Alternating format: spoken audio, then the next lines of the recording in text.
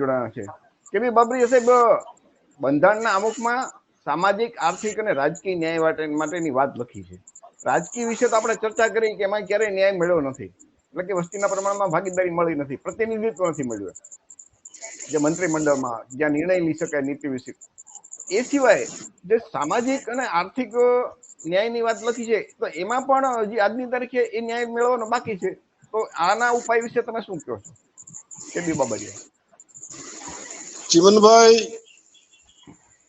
Doctor Baba Saheb આંબેડકરે કીધું છે કે political power is master key for solving all the problems. તમામ સમસ્યાઓનો ઈલાજ જે છે એ રાજકીય સત્તા જ છે.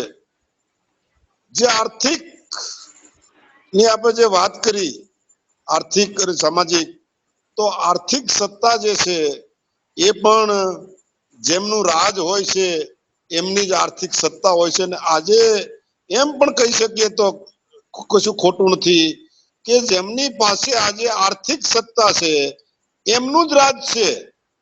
કેમ કે આજે દેશમાંથી લોકશાહી ખતમ થઈ ગઈ છે. ધનવાન લોકોના ધનથી ગરીબો, કિસાનો, મજદૂરોના મત ખરીદવામાં આવે છે અને મત ખરીદી અને આ ધનવાનો જે છે રાજ કરી રહ્યા છે.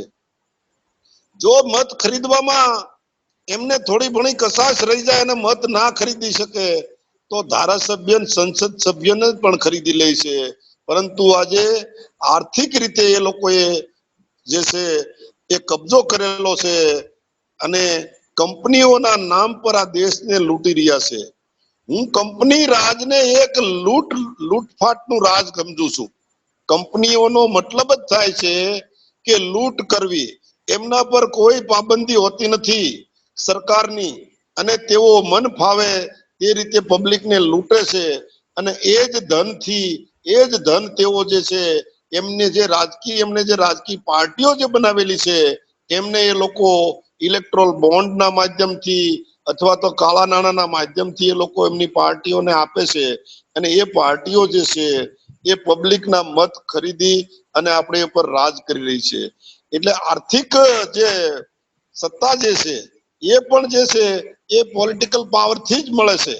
આજે નરેન્દ્ર મોદી સાહેબ વડાપ્રધાન બન્યા 2014 ની અંદર, 2014માં જયારે વડાપ્રધાન બન્યા ત્યારે જે ગૌતમ અદાણી જે છે એમની જે છે એ સંપત્તિ જે છે એ 13,000 કરોડ હતી.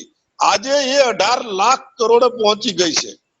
હવે આજે તમે જુઓ ક્યાં 13,000 કરોડ અને ક્યાં 18 લાખ કરોડ. બેંકો જે છે એ બેંકો પણ એમણે એના બાપની પેઢી હોય એ રીતે એમના માણસોને કરોડો અને અબજો રૂપિયા જે છે એ લોકો લોનના નામ પર આપે છે. અને ભરે કે ના ભરે એમના માટે કોઈ જે છે એ એટલી પાબંદી હોતી નથી. એ ના ભરી શકે તો એમને માફ પણ કરી દે છે. જે આપણે જોઈ શકીએ છીએ કે મોદી સાહેબે છેલ્લા 10 વર્ષની અંદર જે છે એ અંદાજે જે છે એ 18 થી 20 લાખ કરોડ રૂપિયા જે છે એ આ ધનવાનોના માફ કર્યા છે. એટલે આજે બેંકોની અંદર આપણે દેશની જનતા વ્યાજ ભરે છે, એ વ્યાજના પૈસા જે છે એ એમના માણસોને લોનના નામે આપે છે અને લોનના નામે આપી અને પછી માફ કરી દે છે. એટલે આજે કરોડો રૂપિયાનું જે આપણે વ્યાજ ભરીએ છીએ એ રૂપિયા ઉપર એ લોકોએ એક પ્રકારની લૂંટ ચલાવી છે કંપનીઓના નામે. કંપનીઓના નામે લોન દઈ દેવાની ને માફ કરી દેવાની, અને એ જ રૂપિયાથી આપણા લોકોને ખરીદવાના, મત ખરીદવાના અને પછી રાજ ચાલુ રાખવાનું. એટલે આખી જે છે એ આર્થિક સત્તા ઉપર એમણે કબજો કરી અને આર્થિક સત્તાના જોરે એ સંખ્યામાં 2-3% જ હોવા છતાં પણ એ આર્થિક સત્તા ઉપર એમણે જે કબજો કરેલો છે એના હિસાબે એ લોકો આ દેશ ઉપર રાજ કરી રહ્યા છે. જો આ આર્થિક સત્તા જે છે એ બદલાવી હોય ચીમનભાઈ તો પણ રાજ ઉપર કબજો કરવો એ જરૂરી છે. જ્યાં સુધી તમે પોલિટિકલ પાવર હાથમાં નહીં લો ત્યાં સુધી આવા કોઈ પણ પ્રકારના ચેન્જીસ તમે લાવી શકશો નહીં. એ શક્ય નથી કે આંદોલનથી તમે આવા જે છે એ બદલાવ લાવી શકો.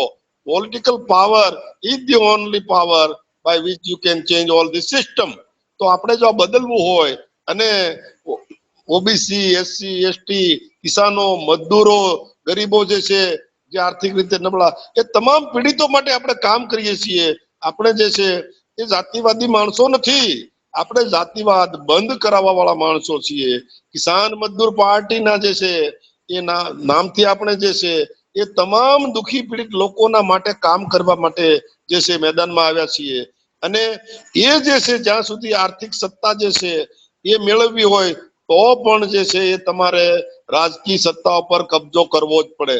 સામાજિક બદલાવ લાવવો હોય તો પણ જે છે એ તમારે રાજકીય સત્તા ઉપર કબજો કરવો જ પડે.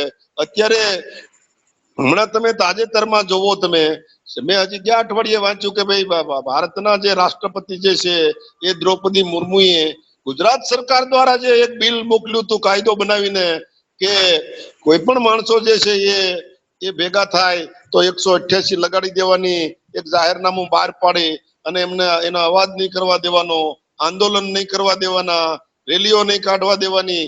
તમારો અવાજ જે છે એ બંધારણની અંદર જે આપવામાં આવેલી છે જે સ્વતંત્રતાઓ, એ તમામ સ્વતંત્રતાઓ જે છે એ આ નાલાયકોએ જે છે એ આવા ડ્રેકોનિયન કાનૂનો બનાવી અને આ તમામ સત્તાઓ જે છે આપણી જે છે આપણા અધિકારો જે છે, આપણો બોલવાનો અધિકાર છે, આંદોલન કરવાનો અધિકાર છે, રજૂઆત કરવાનો અધિકાર છે, ભેગા થવાનો અધિકાર છે, આ તમામ અધિકારો જે છે એમને ખતમ કરવા માટે આ લોકો નવા નવા કાયદાઓ બનાવી રહ્યા છે. અને પાછા વાતો એવી કરે છે કે અમે બંધારણને જે છે એ બિલકુલ જે છે એ બદલવા માંગતા નથી. આ તમે નવા નવા કાયદાઓ જે બનાવી રહ્યા છો એ બંધારણને બદલતા નથી તો બીજું શું છે? તમે બંધારણની ધજિયા ઉડાવી રહ્યા છો. બંધારણની અંદર પબ્લિકને જે છે ભેગા થવાનો અધિકાર છે, આંદોલન કરવાનો અધિકાર છે, એને બદલે તમે નવો કાનૂન બનાવી નાખ્યો અને કાનૂનમાં એવું લખી નાખ્યું કે 188 લાગુ કરી દેવામાં આવશે. એટલે કોઈ પણ માણસો જે છે એ અન્યાય સામે, અત્યાચાર સામે અવાજ ઉઠાવવા માટે ભેગા થાય એટલે તમારે 144 નો નોટિફિકેશન બહાર પાડવાનું અને આ લોકોને 6 મહિના માટે જેલમાં પૂરી દેવાની. આ તમારી નાલાયકી નથી તો આ બીજું શું છે? આ સરકારની નાલાયકી છે. અને આ દેશની પ્રજાને જે છે એ લોકો સત્તાના જોરે જે છે એ કચડવા માંગે છે. પરંતુ કિસાન મજદૂર પાર્ટી જે છે એ આમ જનતાને જે છે જાગૃત કરી રહી છે. અને આ જાગૃતિ જે છે એ એકના એક દિન આ જાગૃતિ પબ્લિકમાં આવશે.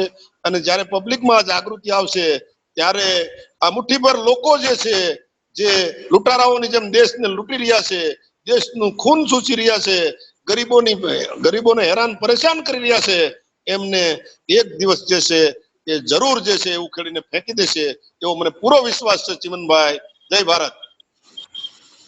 ખૂબ ખૂબ આભાર. મિત્રો, તો આ હતી આજના આપણી વિષયની વાત. તમે જોયું કે કેવી રીતે આપણા ઓબીસી એસસી એસટી સમાજના જે બંધારણીય હક અધિકાર છે એ કેવી રીતે મળતા નથી. તો આ વિડીયો છે એ આપણી જે યુટ્યુબ ચેનલ છે ઝલકારી ટીવી એમાં પડ્યો રહેશે. તમે તમારા મિત્રોને તમારા અનુકૂળ સમયે આ વિડીયો દેખાડી શકશો કે આપણી સમસ્યાઓ છે, સમસ્યા દૂર કરવાનો ઉપાય શું છે. તો મિત્રો, આપ સૌને વિનંતી કે ઝલકારી ટીવીને સબસ્ક્રાઇબ કરજો. અને જેટલા પણ મિત્રો સામાજિક કાર્યકર્તાઓ, રાજકીય કાર્યકર્તાઓ જે દેશમાં બદલાવ લાવવા માંગે છે, એસસી એસટી ઓબીસી ને શાસક બનાવવા માંગે છે, તેમને વિનંતી કે આ વિડીયો જુઓ અને તમારા મિત્રોને પણ દેખાડો. કાર્યક્રમ અહીંયા આપણે પૂરો કરીએ છીએ. જય ભીમ, નમો બુદ્ધાય, જય સંવિધાન. જય સંવિધાન.